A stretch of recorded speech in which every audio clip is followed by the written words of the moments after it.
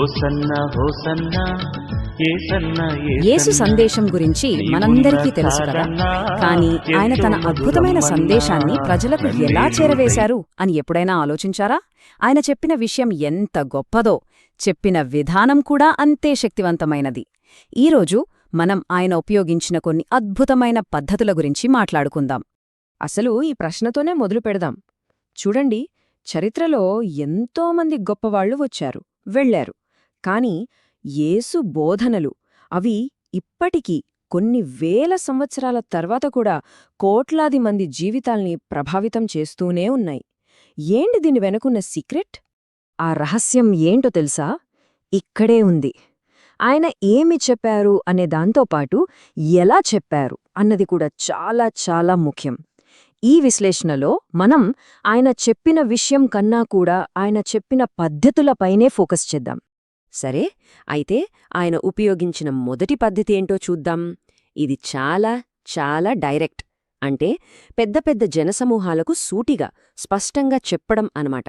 దీనికి best example కొండమీది ప్రసంగం. ఇది ఆయన బోధనలన్నింటికీ ఒక స్ట్రాంగ్ ఫౌండేషన్ లాంటిది. ఈ పద్ధతిలో ఆయన ఏం చేశారంటే, జీవితాన్ని ఎలా బ్రతకాలి అనేదానికి కొన్ని స్పష్టమైన పవర్ఫుల్ సూత్రాలిచ్చారు. ఇక్కడ చూస్తున్న ఈ ధన్యతలు అవే. వినయంగా ఉండేవాళ్లు ధన్యులు, కరుణ చూపించేవాళ్లు ధన్యులు. ఇవి కేవలం మంచి మాటలు కాదండి, ఒక కంప్లీట్ లైఫ్కి గైడ్లైన్స్ లాంటివి. ఈ ఒక్క వాక్యం చూడండి, మీ శత్రువులను ప్రేమించండి. ఒక్కసారి ఆలోచించండి, ఇది వినడానికి ఎంత సింపుల్గా ఉన్నా పాటించడం ఎంత కష్టమో, ఎంత ఛాలెంజింగ్గా ఉంటుందో కదా. మన సాధారణ ఆలోచనా విధానానికి ఇది కంప్లీట్గా ఆపోజిట్. ఇలా సూటిగా ఆలోచింపజేసేలా చెప్పడమే ఆయన మొదటి టెక్నిక్. ఇప్పుడు రెండో పద్ధతికొద్దాం. ఇది చాలా ఇంట్రెస్టింగ్. చాలా పెద్ద పెద్ద ఆధ్యాత్మిక విషయాల్ని కూడా అందరికీ, అంటే చదువురాని వాళ్లకు, సాధారణ రైతులకు, జాలర్లకు కూడా అర్థమయ్యేలా ఎలా చెప్పారు? కథల ద్వారా. ఆయన కథలను ఒక పవర్ఫుల్ టూల్గా వాడుకున్నారు. ఉపమానం అంటే ఏంటంటే, ఒక సింపుల్ కథ చెప్పి దాని ద్వారా ఒక నైతిక లేదా ఆధ్యాత్మిక పాఠాన్ని నేర్పించడం. ఇది జస్ట్ ఒక కథ కాదన్మాట, ఆ కథ వెనుక ఒక లోతైన మీనింగ్ దాగి ఉంటుంది. ఈ పద్ధతితో ఆయన జనాల హృదయాలను డైరెక్ట్గా టచ్ చేయగలిగారు. ఉదాహరణకు చాలా ఫేమస్ అయిన ఈ కథనే తీసుకుందాం, విత్తువాని ఉపమానం. ఒక రైతు పొలంలో విత్తనాలు చల్లుతున్నాడు. కొన్ని విత్తనాలేమో రాళ్లమీద పడ్డాయి, కొన్ని ముళ్లపొదల్లో పడ్డాయి, కాని కొన్ని మాత్రం మంచి సారవంతమైన నేలలో పడి భలేగా పెరిగాయి. ఈ సీన్ మన కళ్లమున్నే జరిగినట్టుంది కదా. అయితే ఈ కథ వెనుకున్న అసలు మ్యాటర్ ఏంటంటే, ఆ విత్తనం దేవుని వాక్యం, ఆ నేల మనుషుల హృదయాలు. అంటే దేవుని సందేశం అందరూ వింటారు, కానీ కొందరి హృదయాల్లో మాత్రమే అది నాటుకుని పెరిగి మంచి ఫలాలనిస్తుంది. చూసారా, ఎంత సింపుల్ కథతో ఎంత గొప్ప విషయాన్ని చెప్పారో. సరే, ఇక మూడో పద్ధతి. ఇది చాలా షార్ప్ అండ్ ఇంటెలిజెంట్ టెక్నిక్. అదేంటంటే, ఎవరైనా ఆయన్ని ఇరకాటంలో పెట్టడానికి లేదా టెస్ట్ చేయటానికి ప్రశ్నలడిగితే ఆయన ఆ ప్రశ్నల్నే ఒక టీచింగ్ ఆపర్చునిటీగా మార్చేసుకునేవారు. ఉదాహరణకు ఈ సిచ్యువేషన్ చూడండి. ఆయన్ని టెస్ట్ చేయడానికి ఒక ట్రిక్కీ క్వశ్చన్ అడిగారు. మనం రోమా చక్రవర్తి అయిన ఖైసర్కు పన్నులు కట్టాలా వద్దా? ఇది మామూలు ప్రశ్న కాదు, చాలా తెలివైన ట్రాప్. కట్టాలి అని చెప్తే యూదులకు ద్రోహం చేసినట్టు, వద్దు అని చెప్తే రోమన్లకు వ్యతిరేకంగా తిరుగుబాటు చేస్తున్నట్టు. ఇలాంటి సిచ్యువేషన్లో ఆయన ఏం చెప్పారో చూద్దాం.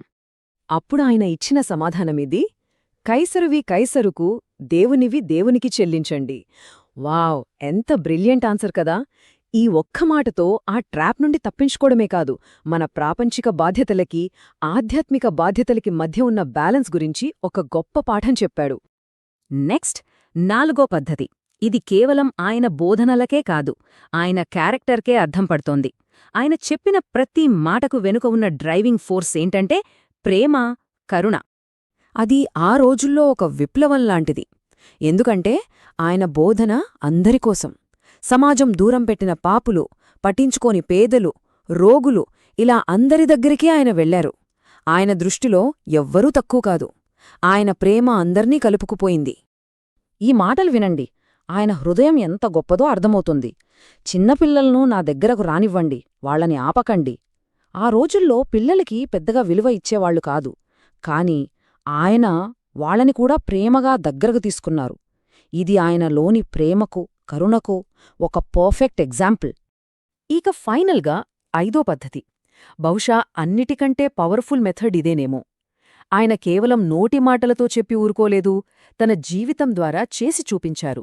సింపుల్గా చెప్పాలంటే ఆయన లైఫే ఒక మెసేజ్.